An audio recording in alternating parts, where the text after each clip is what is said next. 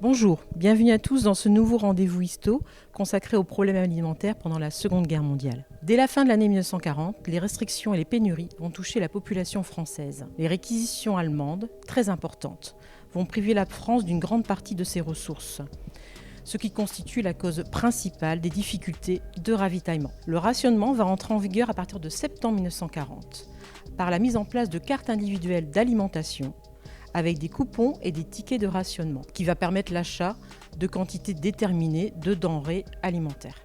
En guise d'exemple, je vous ai sorti de nos collections conservées dans notre centre de ressources ce ticket de rationnement concernant le pain, qui était l'aliment de base des Français et des Françaises pendant la Seconde Guerre mondiale. Vous avez plusieurs indications dessus, comme J2 qui correspond aux enfants de 6 à 12 ans, A qui correspond aux adultes, V pour les personnes âgées. Donc vous avez ici Nord, Pas-de-Calais, valable 28 jours à compter d'une certaine date.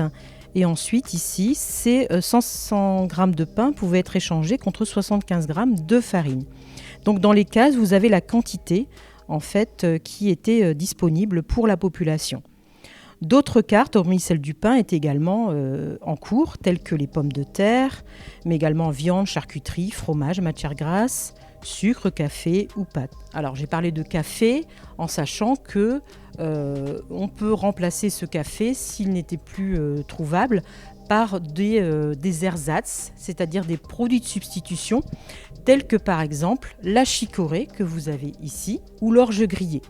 Pareil pour la carte de pommes de terre, si nous étions en pénurie, ça pouvait être remplacé par des rutabagas ou des topinambours qui étaient normalement destinés au bétail. Ces tickets de rationnement vont encore être utilisés jusqu'en 1950, puisqu'au sortir de la guerre, le pays est très appauvri, il doit se reconstruire. Et donc pour la population, il est encore difficile de s'alimenter.